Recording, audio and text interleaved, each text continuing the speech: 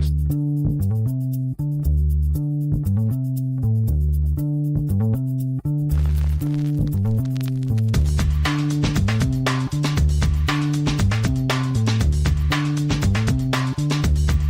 Welcome to the acclaimed podcast, The Deep Dive, featuring your esteemed hosts, Andy Monitor and Drew Dinzik, powered by BetSperts. Welcome to The Deep Dive. Here we go, Andy. Pittsburgh Steelers today. This is a mess. What the hell? What are we doing? It doesn't feel like, or at least I didn't get the memo that this team is good enough to go all in the way that they have around a 40 million year old quarterback. I definitely am not seeing the, kind of the upside with this offense to say that this team deserves a rating that's above neutral in the NFL. We've played this. We played this before, where you have a top 5 defense, you have a top 3 defensive player, and T.J. Watt at the tail end of his prime, but paid for a couple more years. No real vision about the present or future at the quarterback position to change anything about expectations of you, at best, getting into the playoffs and being a 10-point dog. Yeah.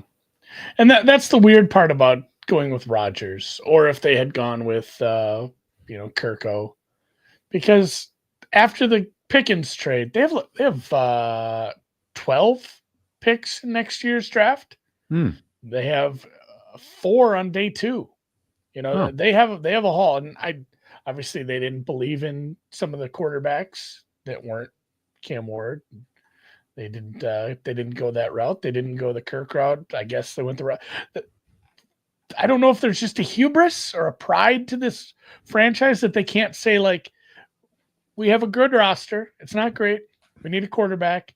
We shouldn't get a quarterback that can play this year. We shouldn't pay anybody. We should start Will Harris. We should Will Howard, excuse me. We should start Skylar Thompson.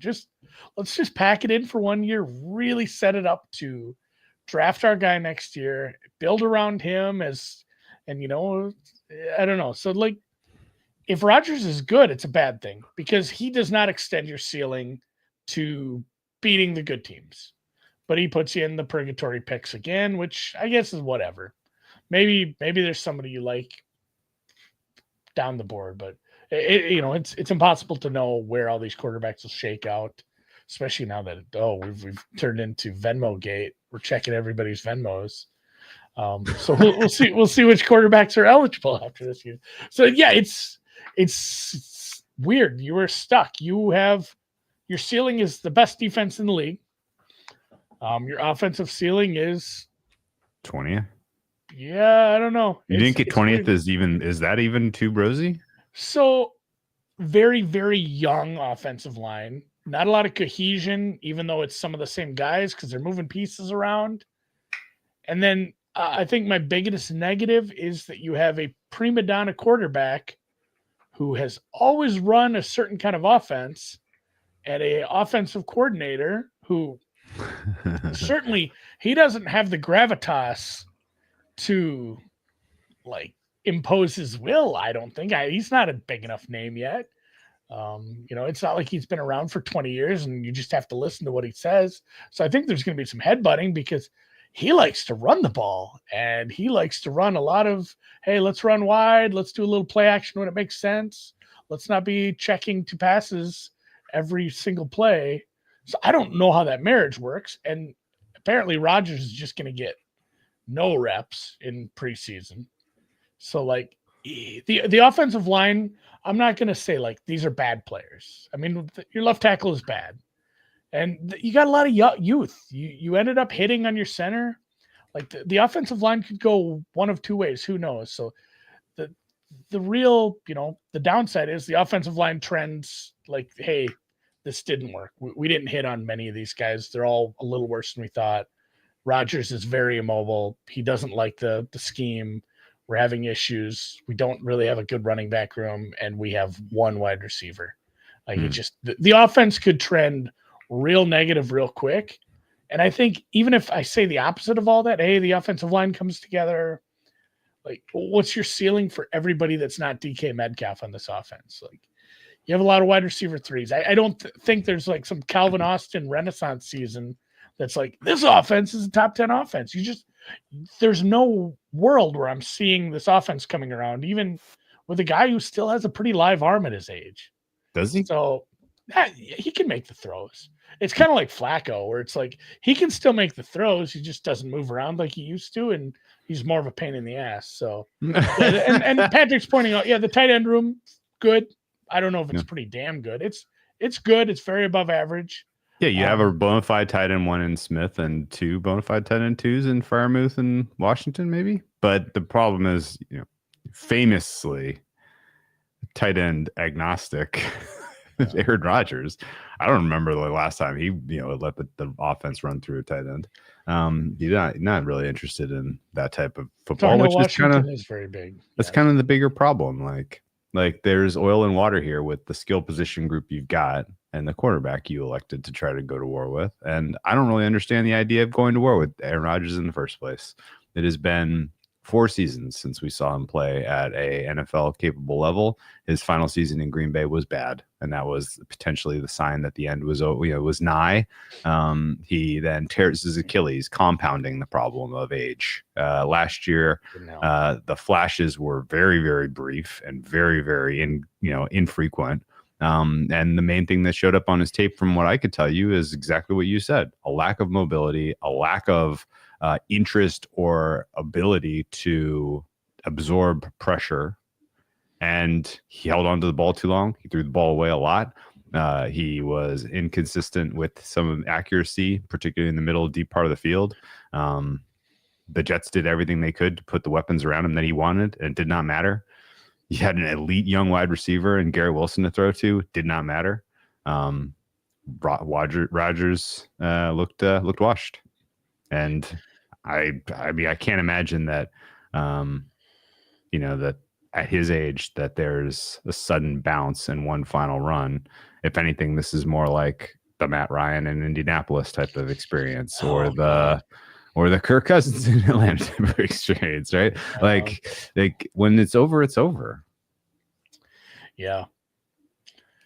Oh yeah. It's probably, you're talking about, even if you really, really upgrade what you think the tight ends will be in this offense, and they're good, but again, it's not Aaron's go-to thing.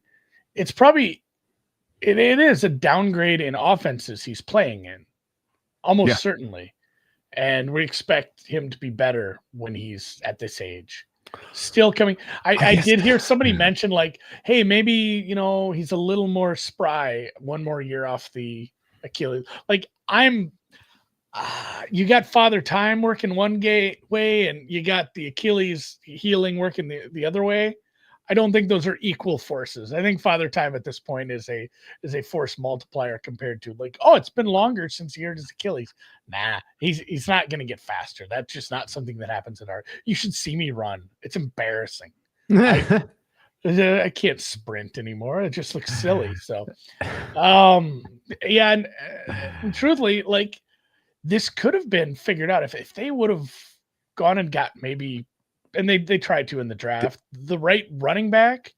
You probably have some good run blockers if things work out. You have a huge tight end. You got, who's not a bad run blocking wide receiver? DK Metcalf. Like, sure. You could have a good running game. Although the whole city of Pittsburgh is melting over the one preseason game because the rookie running back looked bad. And that's the end of times, because he was supposed to be, a big part of this 1-2 punch here. But it's rough. It's rough when you're looking at, like, what the floor could be for this offense. I dig that. The one upgrade I think you're making from the Jets situation to the Pittsburgh situation is at least Arthur Smith is a little bit more. He has a pulse. Nathaniel Hackett was an absolute dunce. Yeah. And at least now you have somebody with a pulse. Now, whether Rodgers does what he says is a different question entirely. And I'm not, and whether Smith bends to his will and gives Rodgers more of what he wants, or tells him, "Hey, go run the plays I'm calling," and whether that ends up as a happy marriage if it's not working out is something that I'm the most intrigued to see. Certainly, like, are these guys coexisting? Is this kumbaya? If it's not working out well, is this? And if it's not working out well, it's most likely because Rodgers is washed and can't deal with the pressure, even if it's not quick pressure. If it's medium to late pressure, that was when he was like looked miserable last year for the Jets. And it's like if it's clearly on him and it's clearly about age, and is there going to be friction and issues between Smith and Rodgers is kind of one thing that I'm very inclined to get a read on. And Mike Tomlin obviously has been kind of the central figure of this Pittsburgh Steelers for now a generation. And, he has a lot of sway in that locker room. The locker room has a lot of vocal leaders on the defensive side of the ball. How does everybody coexist with a personality who is potentially as abrasive as Rodgers is pretty fascinating to me, because things burned to the ground in New York. And you can point to ownership's sons meddling, bad GM, bad X, Y, and Z of filling out the roster. Coach couldn't hang, but like it burned. The Rodgers Jets experience ended in a smoldering fire. And they were 5-12. Like it never got off the ground. Yeah. I do have a quote here. It was about a month ago when things came to fruition here, and this is from Arthur Smith. He said, and because the first question you're going to ask as a beat reporter is like, how's this going to work? Because this is not the guy who that they ran a lot last year, and they actually weren't all that good at it at times. But Arthur Smith said, "You love to be more balanced. You're not obvious in how you want to attack this defense, what you think of their strengths and weaknesses are." I'm not sure how that makes sense. We said that's the game that's played every Sunday. We didn't bring Aaron in here, and we didn't sign DK Metcalf for all that money to go run the wishbone. So, you try to play the strengths of your team. So it sounds like even before we get to camp, really, Arthur Smith is willing to bend a little already to Aaron Rodgers and say, we might lean a little bit more into throwing the ball. I don't know. Maybe some of the lack of success running the ball last year played into part of Arthur Smith's thinking. Like, hey, we weren't all that efficient on the ground at times anyway, despite it all. You got a young offensive line. Yeah. The thing about the scheme he runs, the teams that run it the best, this wide zone, is an offensive line that's been together for like 3-4 years for the most part. Like, it's such a they gotta move as a unit. The way you block laterally in a wide zone, like they have to know each other and know where everyone's going, because you're not blocking people for the most part. You're blocking a zone. And if you have a bunch of guys that are young or haven't done that a lot or haven't worked with each other for 2-3 years, it's usually doesn't go as well. And I don't know if you have the strongest running back room for it either. So they might have to lean into some more Rodgers. And honestly, the best thing for the Steelers as an organization is opening day 2023 part 2. He absolutely, like, he falls down a flight of stairs and breaks his leg like day 1, and they're forced to just roll out Mason Rudolph. They win 3 games and they draft a quarterback in the future.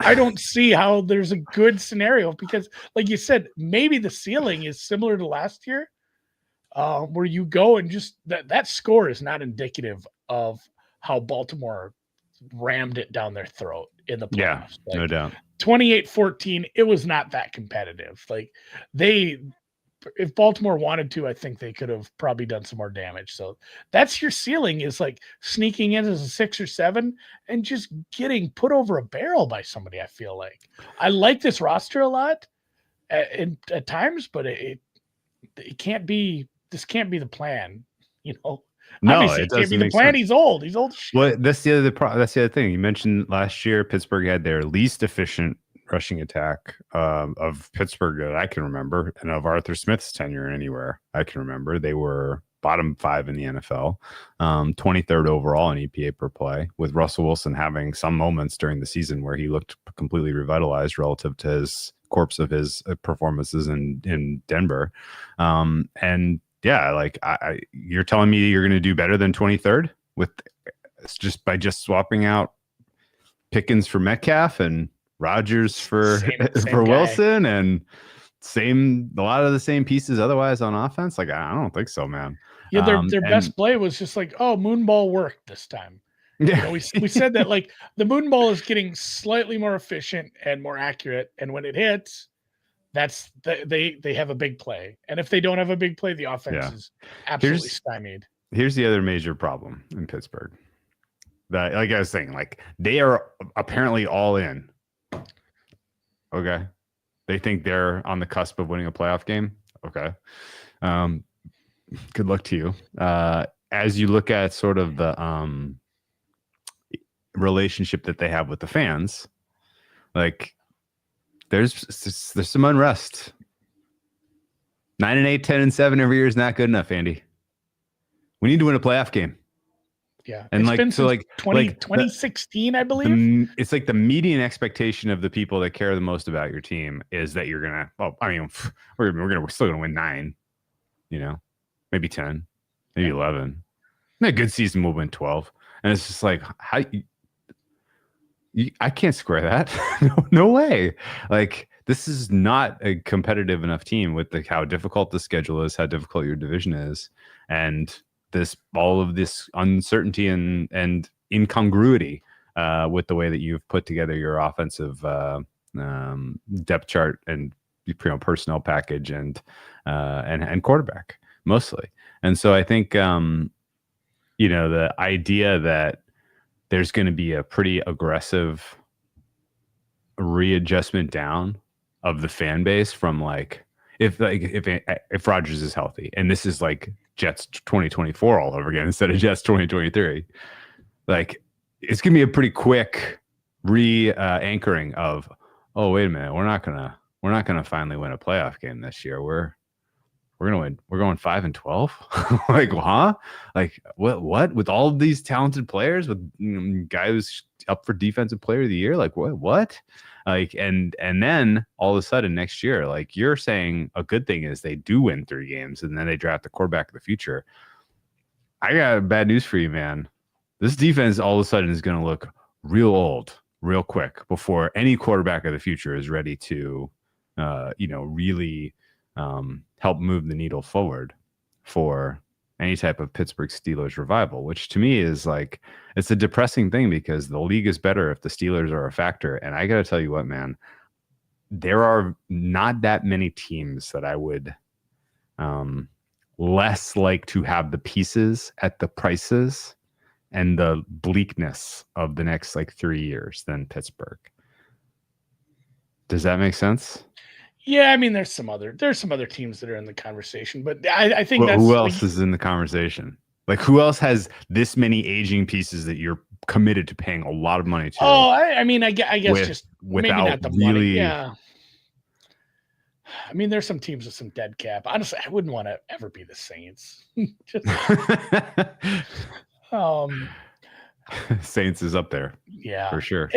And you honestly, about Steelers and Saints are kind of the same. They have the same problem. Like, they won't just embrace the suck. The Saints have no choice this year. Well, that's the problem. Like, you had all this success. You won some big games. When was the last? So they went to the Super Bowl, lost to the Packers in 2010. They beat the Cardinals in 2008. It was 15 years ago. They beat the Seahawks in 2005. That's not that long ago. 20 years. It's not that long ago. It's still fresh. And you go to the playoffs a lot. But yeah, the last playoff win you had was, oh my God. The last playoff win you had, you beat the Kansas City Chiefs 18-16 in the 2016 playoffs. Alex Smith versus Big Ben. Who scored a touchdown for the Steelers that day in that 18-16 win? Oh, this is fun. Hines Ward. No. Oh, Antoine Randall. God damn it. It's not that long ago. God, who was your leading receiver was Antonio Brown. Antonio Brown that day. Jesse James second. Trick Wow. question. There were no touchdowns scored. That was six Chris Boswell field goals. There was the Chiefs scored a touchdown to pull within 2, failed in the 2-point conversion at the end, and that was history. And then the Steelers would go on to lose the next week to the Patriots by quite a few points. That was the 2016 Patriots, still a pretty good Patriots team. I feel like the Patriots were only 3.5 or so point dogs at home in that game, and that was one of those where you're just like, huh? Tom Brady and the Patriots hosting the Steelers. 16-2 Patriots. Up to that point, obviously they didn't win all those in the regular season. So it's been a while, and it's the fans and just how that, I don't know,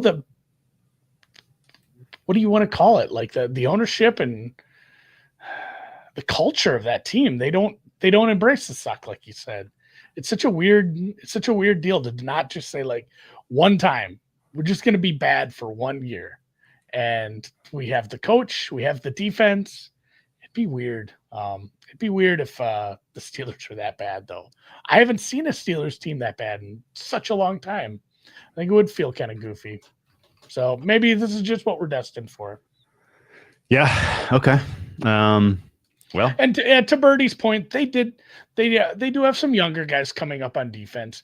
You cannot ever doubt their drafting ability on defense. They're very good, evaluators of talents in that spot. So I do like, God, what is this kid? Famously, the way that you win in the NFL in 2025. Yeah, drafting on defense. Well, but I'm saying it's not like the defense is just gonna stink. Yeah. But yeah, it's not how you build a team. I mean, at least there's not a bunch of young in their prime quarterbacks in your division. Like 2 of the 4 best. Yeah. And at least you're not in a conference with the other 2 of the 4 best. It's I don't know, man. If the Steelers are a bleak place. That's the other tough part about tanking, though, Drew. I honestly I'm going to think hard about. You're gifted 2 wins. You play the Browns this year. Every year. I know, but they're set up. They lost to the Browns last year, didn't they? They did. They did. That was the best game of the season. Most entertaining Steelers game of the season, I guess. Although there were some fun times betting against them down the stretch. All right, let's talk a little bit, I guess, just in general. By the way, the Patriots were 5.5 point favorites against the Steelers in that AFC title game, not 3.5. My bad, but still. A little bit absurd that wasn't over a touchdown, in my opinion. The Steelers finished 10-7, Andy. That is coming off of a 10-3 start. We got to week 13. They beat the Bengals 44-38. And guess what? Mike Tomlin had his winning season on ice as of week 13. They backed it up with a decisive revenge win over the Browns. They're 10-3. They were probably thinking, are we live for the 1 seed? At least the 2 seed. Well, the schedule gods then took a giant shit on them as they went at the Eagles, at the Ravens, hosted the Chiefs on Christmas, hosted the Bengals to close out the season. They would lose all 4 of those games. The Chiefs game notably was pretty memorable on Christmas. I saw Ravens game too on the 21st. Both just awesome opportunities to bet against Steel Town. And then the Ravens playoff game you mentioned, 20-14, wasn't that close. It was not a 14-point game. Getting way ahead of ourselves. This is where I had trouble looking at the run defense, because by all metrics, this was a top 10, maybe top 5 in some metrics, run defense at times, but essentially gave up 300 yards to a team that could have ran for more. It was 299 and the game ended in kneel down. So they did give up 300 yards, guys. And it looked pretty easy at times. So I had trouble with that. How I wanted to, they didn't look like a very good run defense in a day that mattered. And it was a very unbalanced schedule, like you mentioned. It got real tough at the end when they looked at it preseason. And this is why we don't love to do this. And look at these. Hey, this is the toughest schedule. We still do, but if you do it by like preseason win-loss, regular season win stuff, it was scheduled to be one of the toughest schedules, and it ended up being a 500 schedule. Yeah, that's true. Overall, it was just middle of the pack, and they got the wins when they needed to, the Browns and they lost to the good team. Yeah, that did help. Getting a couple freebies there, and I mean they didn't win them both though. That's true. But it's true. It did drag down the overall win percentage of teams. They played against a 502, tied with a couple other teams for T15.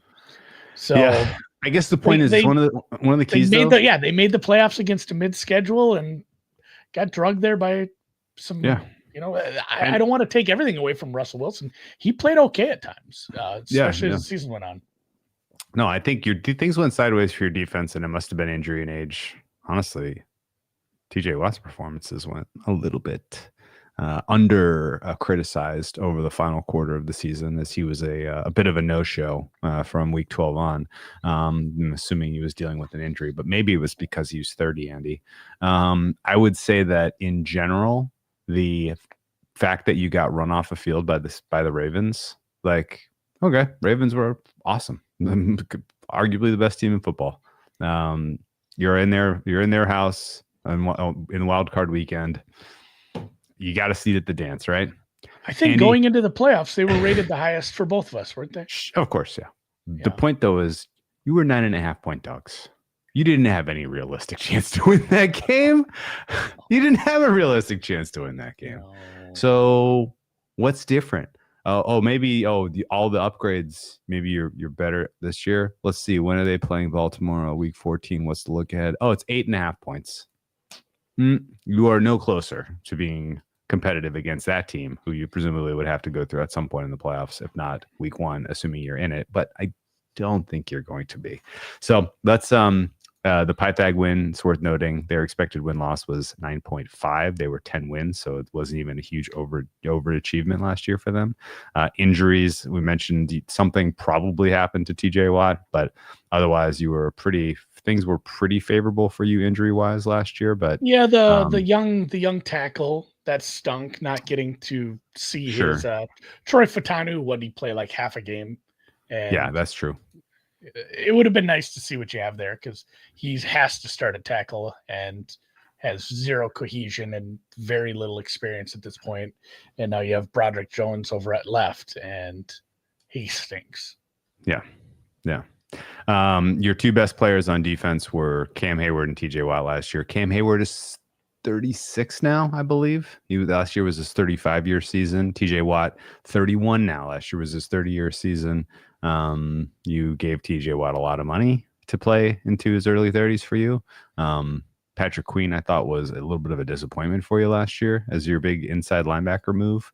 But maybe another year in the system, he's a little bit more functional. That's the most money they've ever spent on a free agent. Patrick Queen? That was the biggest free agent contract they've ever given as a franchise, which, I mean, that's how money works. It always gets bigger. Also, they always end up, kind of keeping their own instead of going to free agency. They don't tend to splash in free agents. He was fine, but I think they thought it'd be a bigger move. Yeah.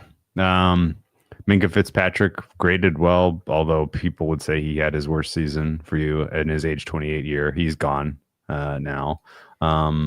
And yeah, there really were no bright spots for you at all on offense. I think I was okay with the performance of Broderick Jones personally. I didn't think he was like especially problematic, but it has not sounded like he has had any steps forward in camp so far. No. And you need him to kind of hit his stride, because he was your 2023 first round choice, and is a huge anchor to this offensive line. In fact, you spent 2 first round picks, 2023 and 2024, on tackles. And if it turns out that those guys are not capable of, turning that into a top 5 unit at some point in the early portion of their careers, then you're back to square one there. Yeah, especially with a statue back there. That's the tough part. If we don't have a lot of info on Troy Fatanu yet, and Broderick Jones has not graded out or looked good whatsoever. Like I said, you did nail the Zach Frazier pick for second round center. He's turned out pretty good. So it's kind of some hit and miss there on the offensive line. We'll find out a lot more about Fatanu this year. And then, yes, as like 5 people have mentioned Darnell Washington. Yes, you have a sixth offensive lineman in Darnell Washington. He is a huge friggin' dude. So that does help out a little. They were very active in the trade market, bringing in Ramsey for Fitzpatrick, bringing in Metcalf for Pickens. Do you think that they swapped problems for problems with those players, or did they get rid of internal problems and upgrade? I think they won both those trades minorly. It wasn't just like, oh my God, that was, how he did it again. Look at the Eagles. They fleeced somebody. It was just like, this was a good trade probably for both teams in both spots. And I don't know, Miami is dead to the world right now anyway, so who knows? But I think you probably minorly upgraded and got rid of a headache. DK can be a headache, but nobody can be a headache like Pickens, although he's the funniest player in the league to me. The way he just nonchalantly is a shithead. So probably good trades. I don't hate like the Jonnu Smith thing. He's a efficient, good enough tight end to have on the team too. You have a good tight end room. I will put up a red flag on DK Metcalf. Some of his advanced numbers, yards per target, yards per route run, stuff like that. It's trending the wrong way.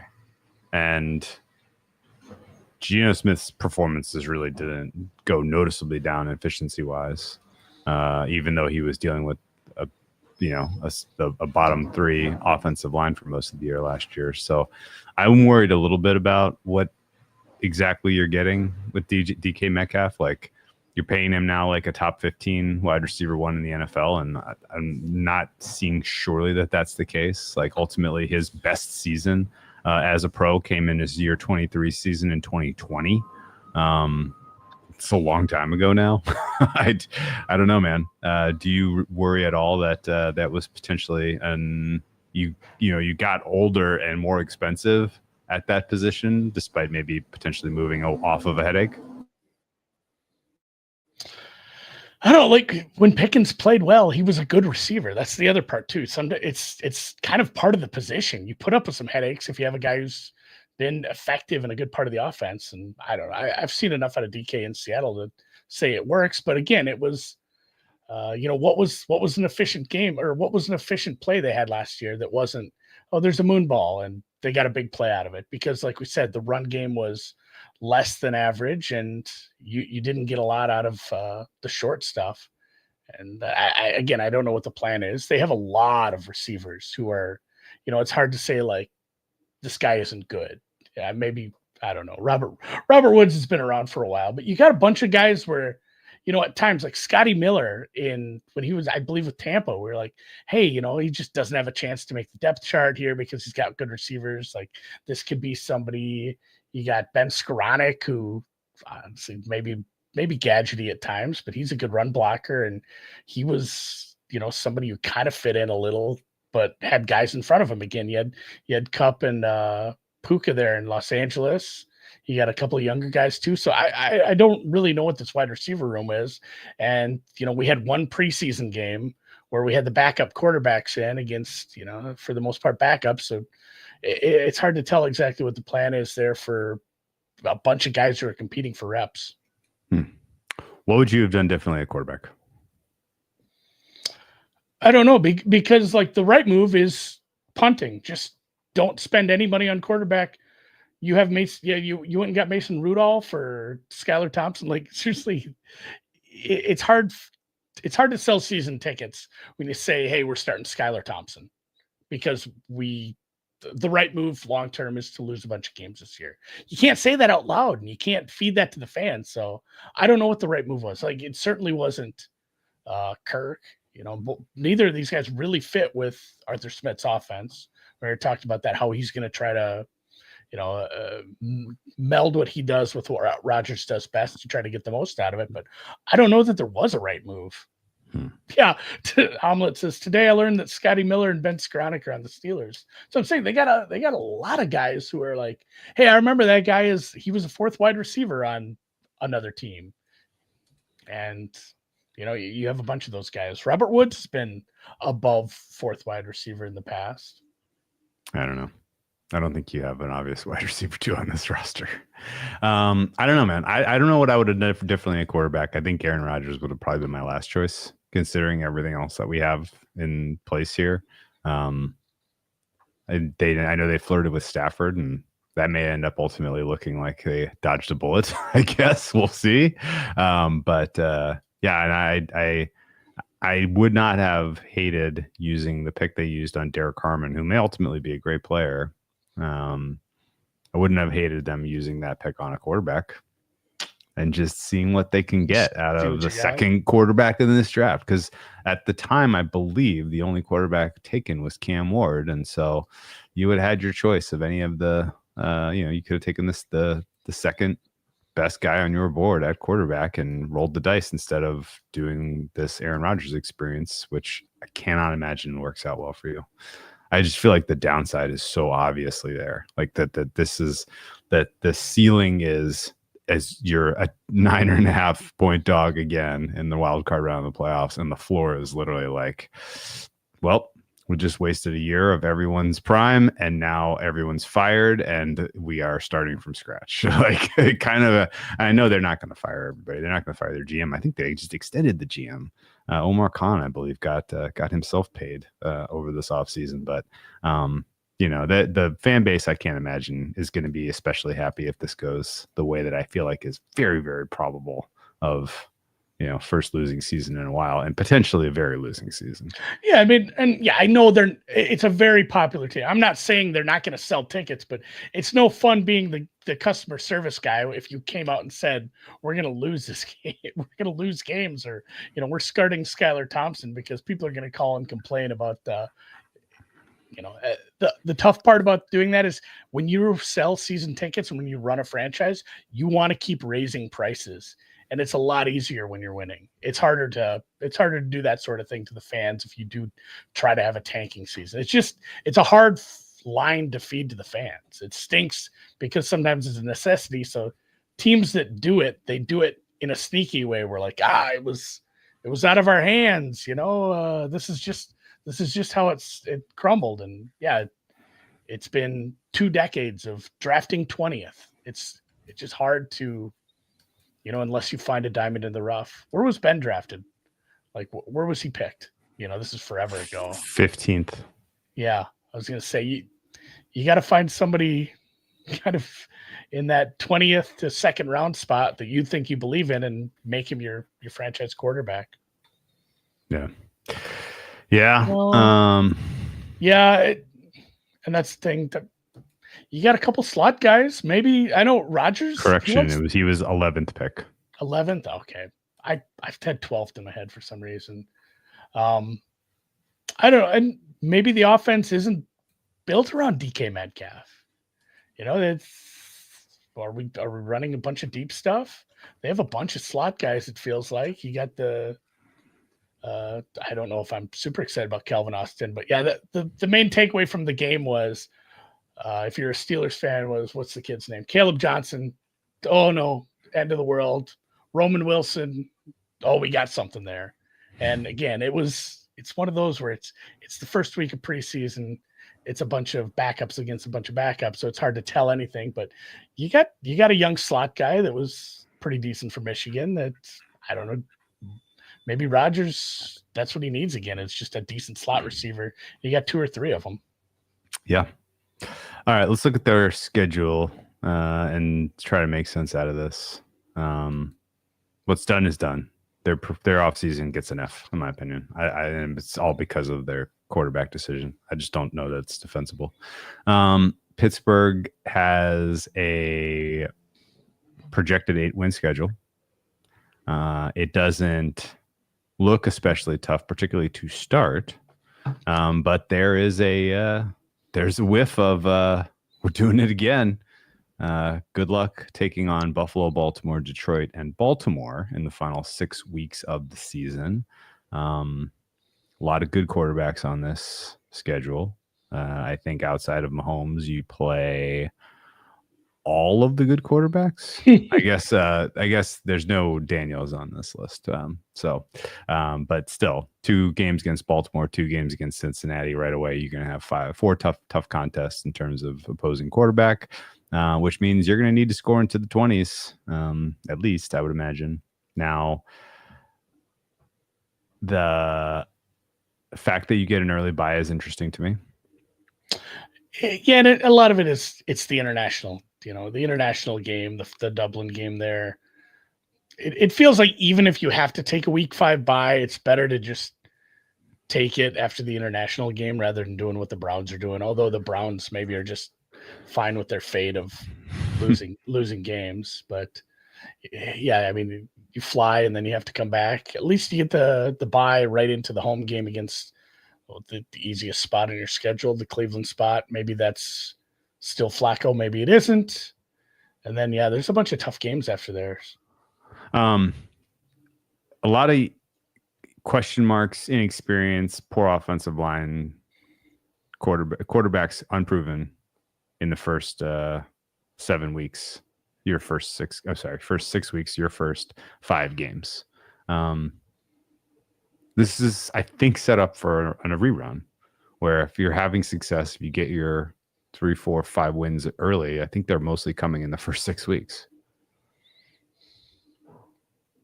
Yeah, it could be. Yeah, it could be kind of similar to. Well, I mean, you still have those sprinkled in the second half of the season, like Indianapolis, Miami, Cleveland.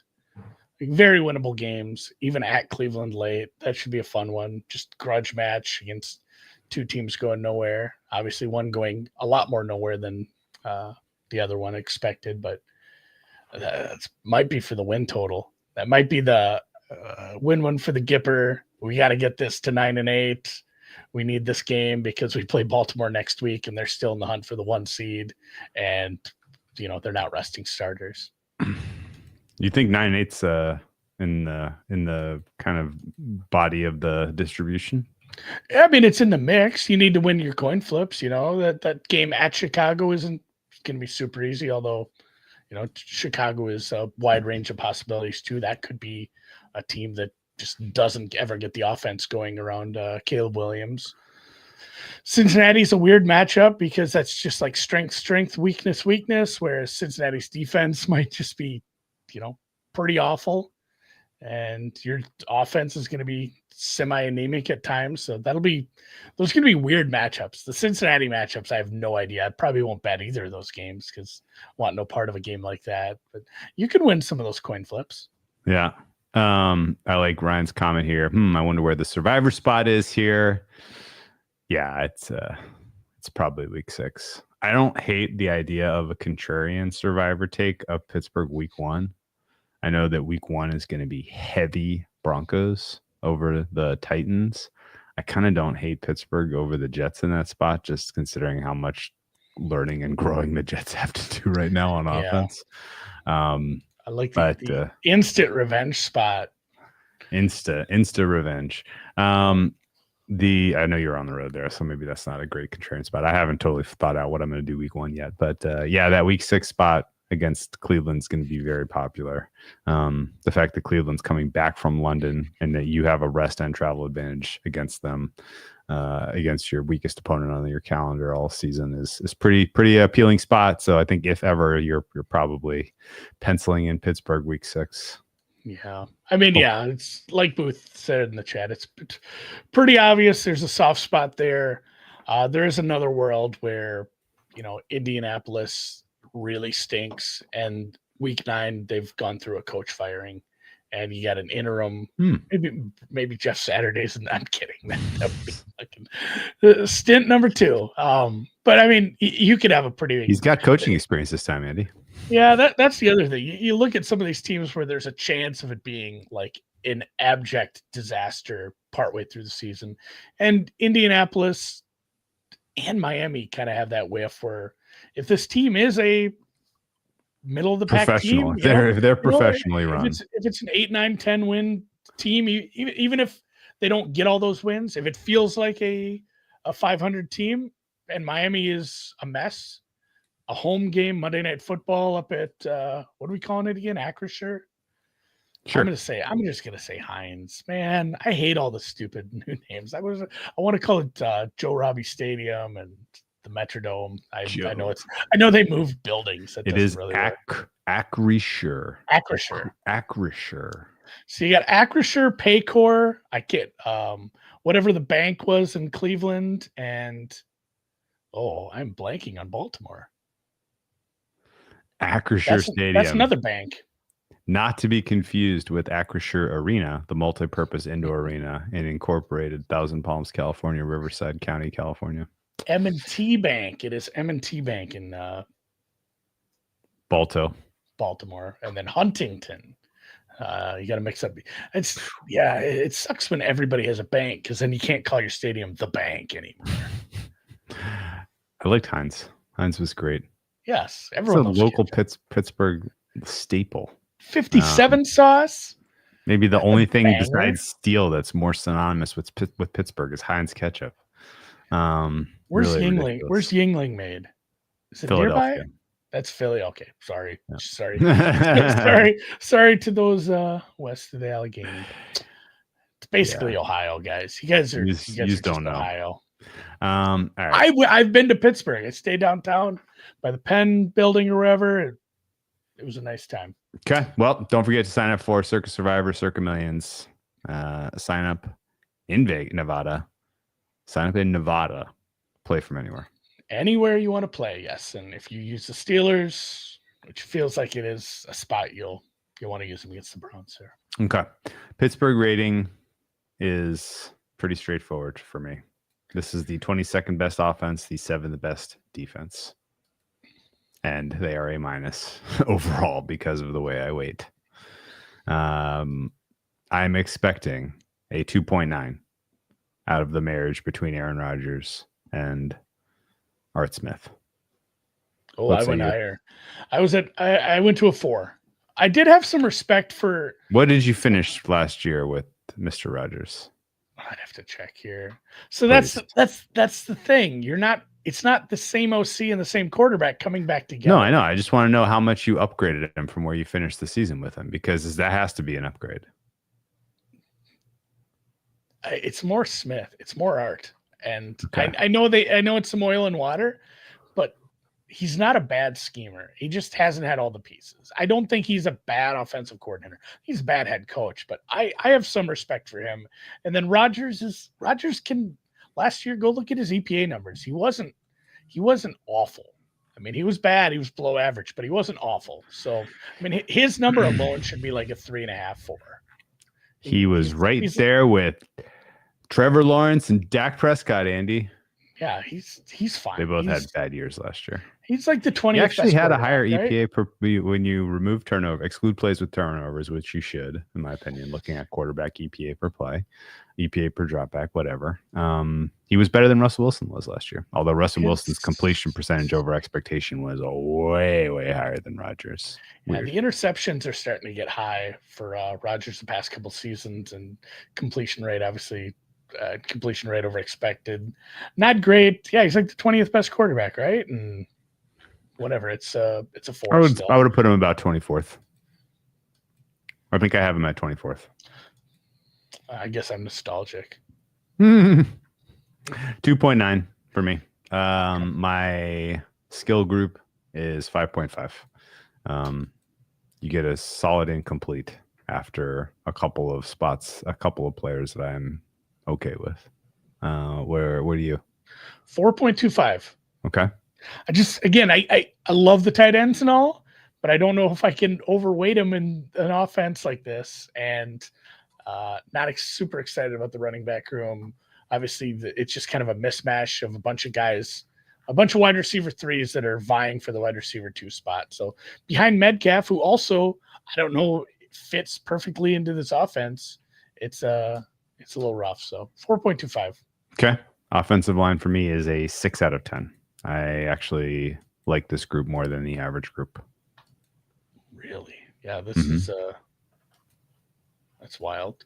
We're way off on offense here. I guess we've been waiting for one that got weird on us. But like I said, outside of Frazier and Seumalo, I don't have good numbers because I have a guy that barely played in Fatanu. I have a guy in Jones who I think is very much a negative, and McCormick. McCormick was a rookie last year. Was he the SDSU kid?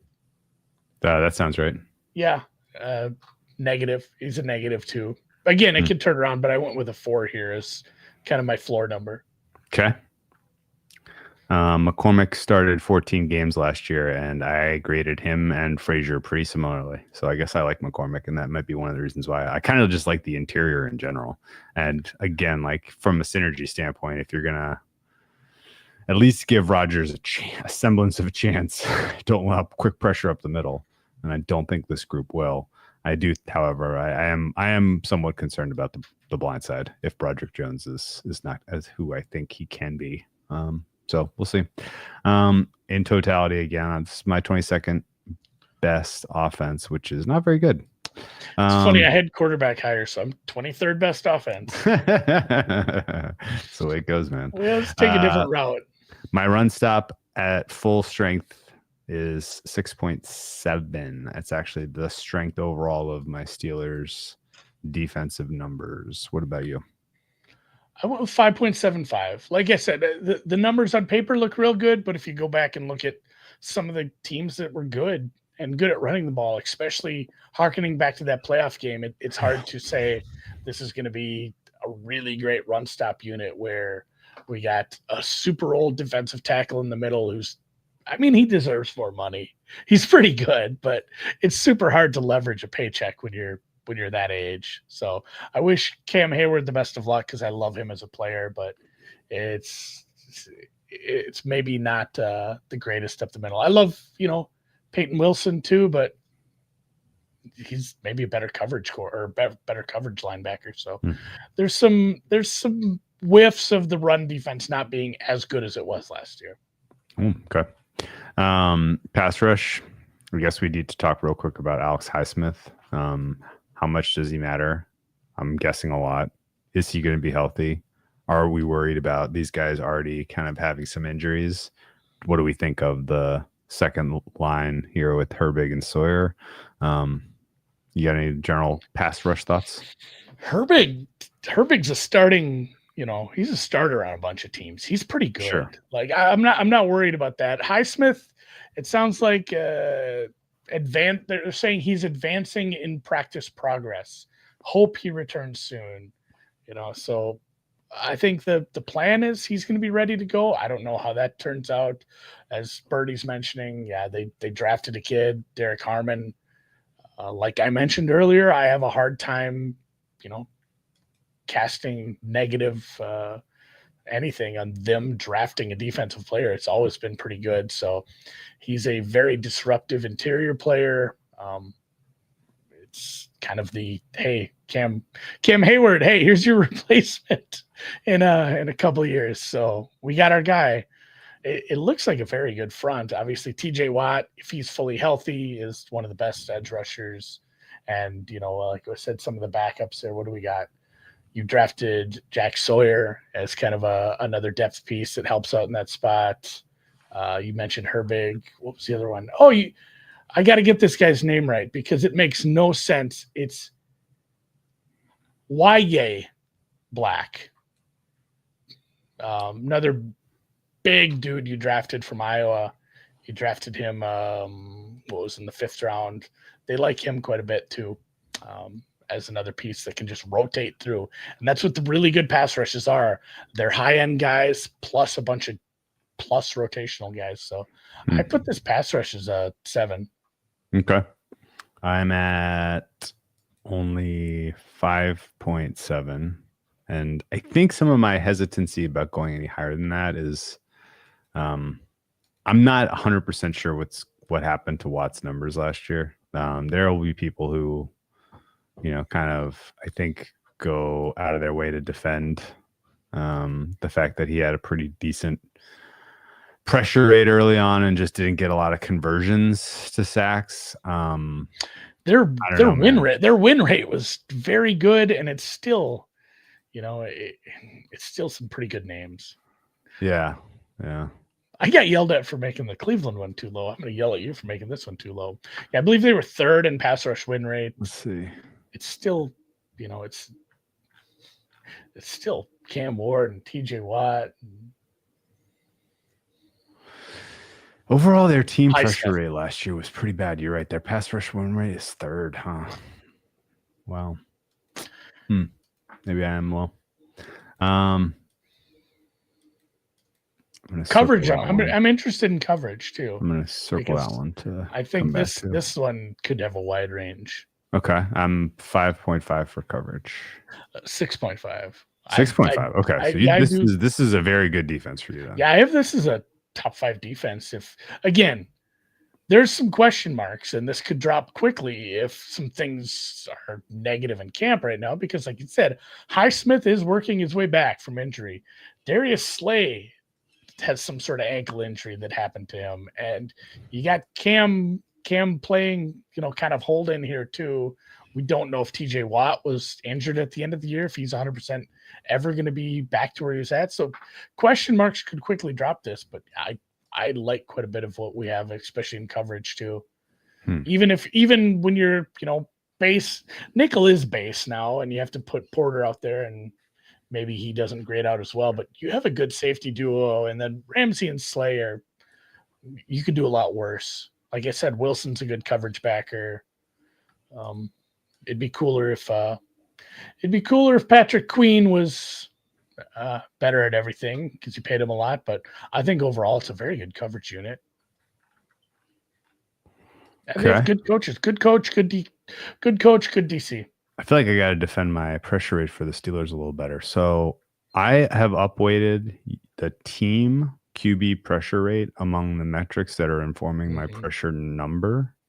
And the Steelers were 16th last year in terms of pressure rate as a team for some reason, whereas the Browns were first.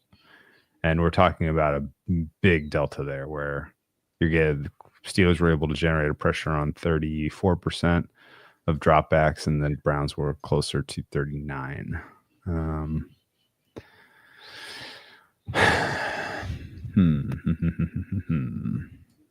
Why were the Steelers as a team so far off the top of the group here?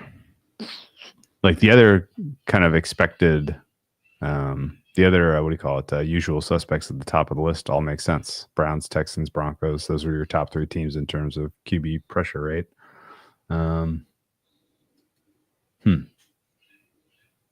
Interesting. So what's your total? Oh, sorry. We got to do intangibles and special teams. What's your intangibles for Pittsburgh? I mean, it's still Tomlin. It's got to be, he actually wasn't that bad as far as, we look at the aggressiveness stuff that Aaron Schatz put together. He was low, and he's expected to be low because he's an old dog, but he's still a good leader. And I don't think, it's one of those like we saw with Pete Carroll at the end where it's like, hey, you can only say the same rah-rah shit over and over. So it's still a 6.5 for me. Okay. I'm at 7. I guess I like Tom a little more than you, but yeah, this feels like we've run that bit.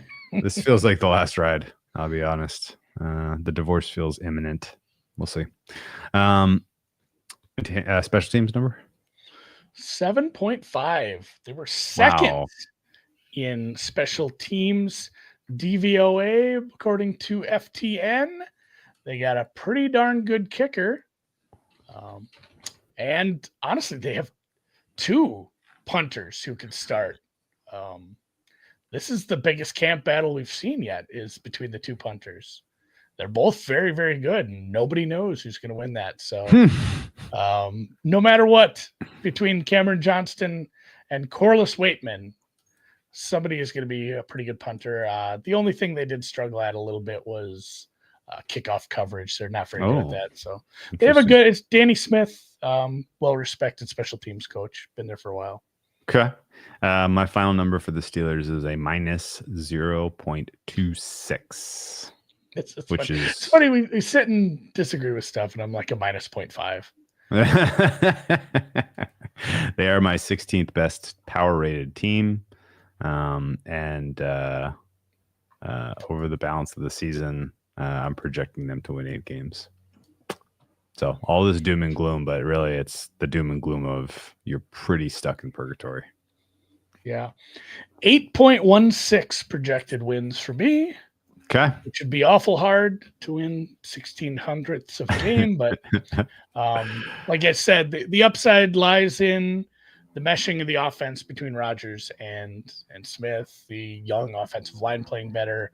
And, if this defense truly is as good as I have some of the ratings to be, Birdie's mentioning Ramsey, playing a little more man, playing a little more aggressive, a little more bump, tight press, getting more aggressive on the defensive backfield. If Ramsey said good, yeah, it was tough to tell because I think he's been banged up, and it was really tough to grade that Miami defense at times last year, I believe. Okay.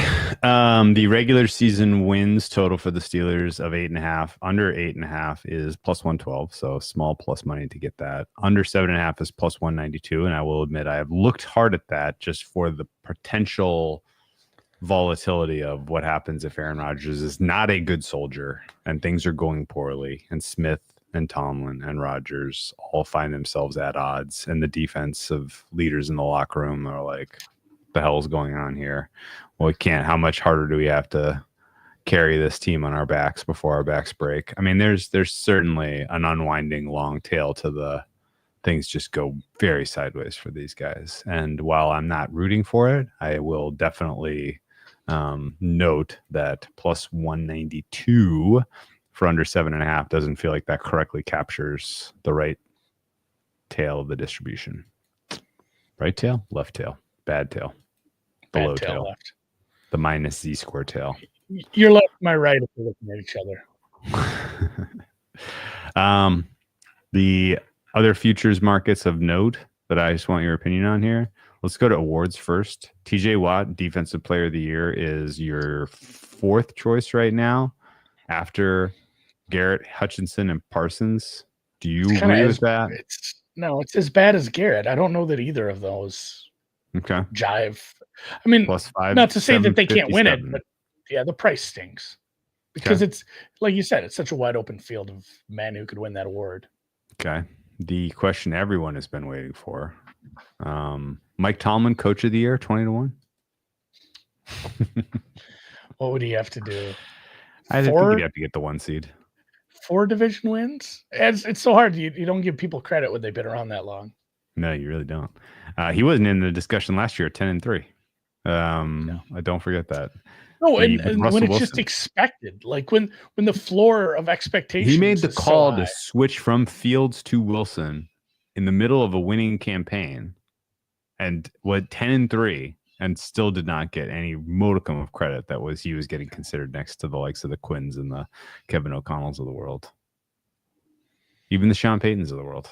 He's stuck in purgatory, not being a Coach of the Year candidate. No realistic. To those curious, Aaron Rodgers at 75-1, not in my MVP circle. Who's the old Carolina coach? Ron Rivera. You know how Ron Rivera won his second Coach of the Year award? They went like 2-14, and then the next year they had a really good season and he won. Like, you kind of have to. It's the same thing with that award, is like resetting your team. You have to have like a shitty year to come back from, and he's never had that. Steelers to make the playoffs, yes, plus 146, no, minus 168. Maybe Tomlin will get his glow up, Andy, when the Steelers part ways after the season and he takes over it's just like a historically toe-tubbing franchise that he could take over and really turn around quickly. I'm trying to think, like, where would Tomlin land next year if he gets the ouster here? Miami. I mean, who's on the hot seat? Steichen. I'll be honest with you for a second, real quick, on the hot seat thing. There's not a lot. Would it shock you if McDaniel got fired before the season started? No. Like, it doesn't seem he's obviously, or just walk out. All right, I guess Dable's the obvious one. Although all of the everything coming out of Giants camp right now is more like some positive upside everywhere. Aren't you getting that? Yeah. Well, I mean, that's camp. That's how camp goes. Like Dart has a couple good practices and plays good, and suddenly it's like, oh, we can win. So it was McDaniels, Steichen, Dable. Was that Taylor? If the Bengals aren't good, sure, that'd maybe be funny. That'd be funny to see him on that sideline. I don't think they'd want him or pay him. No, I don't think so either. Scott mentions shout out to the Discord who has Harmon, defensive rookie of the year, 55-1 in pocket. Yeah, there's definitely a world where that's live. Although I will tell you that the defensive rookie of the year market feels crowded, and now with Abdul Carter basically lighting up every opposing blocker, I'm not gonna hold my breath on that one. But yeah, no, Tomlin in New York sounds fun. I mean, Tomlin probably takes a sabbatical. Does he take a year to? Yeah. He doesn't go to Thailand. If Kingsbury went to Thailand, where does Tomlin go? It was like Tomlin goes to like Laughlin or like Nashville. Just hangs out at Dolly World. I don't know what he's into. I don't either. Yeah, I assume Heinz ketchup. Yeah, just and Iron City beers. Backpacking around Europe for a year. Takes a gap year. He's as through and through Pittsburgh as Heinz ketchup. That's all I know. I don't think the Giants anywhere else. We talk about this every year when there's openings. I don't think the Giants job is bad. You know where he would fit is Miami, because Miami is like full on cultures unwinding. Like they needed a guy who can bring the locker room together on the fly. And that's kind of the place for it, right? It's not a bad call. It's kind of like what they did in Las Vegas. Like, hey, this might not be the forever coach, but we need somebody who can. We need an adult now. Someone who garners low respect. And obviously Tomlin is one of the biggest names as far as that ranking goes. Yeah. So congratulations, Mike Tomlin. You're a Miami Dolphin. All right. Remember where he was DC? Tampa? Minnesota Vikings. Oh. I believe it was Tomlin and who was the head coach before Jim Harbaugh? Brian. I think the Vikings had Tomlin and Brian Billick at the same time as coordinators. The Vikings for a while there were pumping out coordinators. Tony Dungy, Monty Kiffin, going back a little further. There was a ton of coordinators for having 0 in the trophy case. Amazing. All right. Well, don't see an obvious way to bet into this market, any of these markets now, particularly with the way that the or early part of the schedule goes. Like if this team, they really just have to win one of their 2 coin flips. I guess there's really 3 coin flips. Seattle, New England, Minnesota. If they win 2 of those 3 coin flips and this team is 4-1 after they take apart Cleveland, presumably week 6, I think we set a note this October 15th, that Wednesday before the Thursday night football game at Cincinnati to take a little Steelers playoffs no. Because right now Steelers playoffs no is a juice number that I agree with. Steelers no is -168. And I think that's about the price that I would put Tomlin coming back with the Steelers next year. Right? It's such a weird spot to the fan base is it's just a huge miss right now with expectations, right? Well, and even Rooney has said we need to win a playoff game. We need to take this next step back to relevance. It's been, it'll be a decade now if they don't get one this year, a win this. They've been to the playoffs, but getting a playoff win has been, like we said, it was against Alex Smith. It's been a minute. So I don't know. It feels so weird to fire a coach that's had that much success. It feels wrong. Sure. You got to give him so much leeway, but it stinks because if you're stuck in this spot, Patriots fired Belichick. Are you doing yourself a disservice? That's right. It feels like it behind closed doors. Like Seahawks fired Pete Carroll. No one's untouchable. I know, but no one is. But it feels wrong. Like both of those should have been. Bill, we're going to fire parting you. Of ways. Pete, we're going to fire you. Like we want you. We don't want to do that. You know, and maybe those conversations happen. So you just both want of those conscious, guys said, conscious uncoupling. Conscious uncoupling. You know, maybe those conversations had, and Pete and Bill said, "We're going to make you be the bad guy. Suck my old balls. I'm going to make you fire me in public because I'm not going to give you. I'm not going to give you this. I'm going to make you fire me, and I hope the guy you hired to replace me falls on his face." Yeah. Oh, that did happen. Oof. All right, man. Well, fun one. Kinda. Wish I had more to say that was actionable, but I think I guess I can add one thing that's actionable. As down as I am on the Steelers, and as low as I see as their ceiling, I'm over market. Their market rating is minus 0.6. I'm a minus 0.2. What? Oh God, what is my minus 0.59? So you're over market as well. I'm over market as well. Minus 0.61 is the market rating for these guys. They have them as the 19th power rated team. So we're a Steelers and Browns podcast this year, Andy. I can't believe it. Nowhere close to how much I'm over market on Browns. That's for sure. Good luck, Steel City. Good luck, Yin Skies. Guys, live from Sin City. Ooh. And yeah, Daryl Bevel was a Vikings coordinator. Really? Wow. Like he's been around forever ago. He's been around.